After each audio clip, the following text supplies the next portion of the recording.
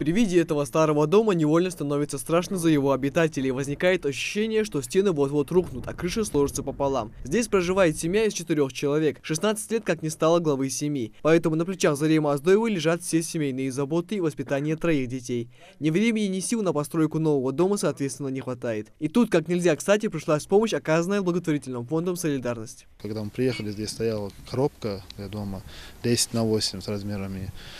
Потом в направлении фонда мы приняли решение установить крышу полностью, установить окна и двери. В течение месяца все было сделано, доставили стройматериал. Семья живет здесь уже более 20 лет. Все это время близкие родственники всячески поддерживали их. В то время как благотворительный фонд старается обеспечить всеми необходимыми стройматериалами, соседи и близкие помогают им в строительстве. Руководство Жиравского района также со своей стороны окажет содействие семье, оказавшейся в трудной ситуации. До начала этого строительства дома я главой села тогда еще здесь работал. Стараемся посильную тоже помощь оказываем. В данном случае мы сегодня проработаем вопрос именно для устройства вот этих перегородок, стяжки, этим материалом опять же поможем. Хозяйка дома, слегка смущаясь, но в то же время искренне благодарит всех, кто не остался равнодушным к их проблеме и откликнулся на ее просьбу о помощи. Я очень благодарна всем, кто участвовал в этой затее. Все.